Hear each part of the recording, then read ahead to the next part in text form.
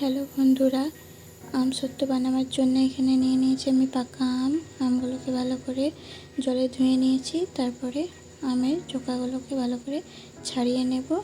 তারপরে একটা চালনির সাহায্যে আমের শাঁসগুলোকে বাই করে নেব।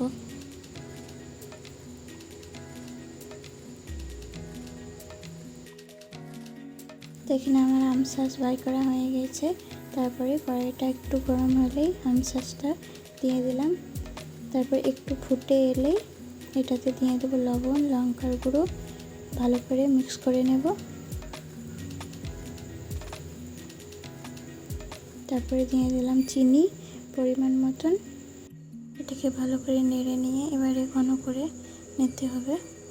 তো এটা ঘন হয়ে গিয়েছে, যে খুন্তিতে একটা লেয়ার হয়ে যাচ্ছে, দেখুন এরকমই নামিয়ে নেব।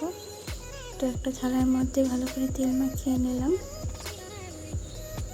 তারপরে আম শাঁসটা ঢেলে নিলাম। তারপরে এটাকে রোদ্দুরে দুদিন শুকোতে দিয়ে দেবো।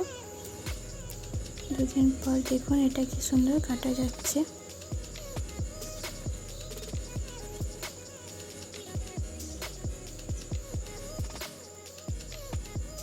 এই যে আমার আম সত্ত্ব একদম রেডি, দেখুন কেমন হয়েছে।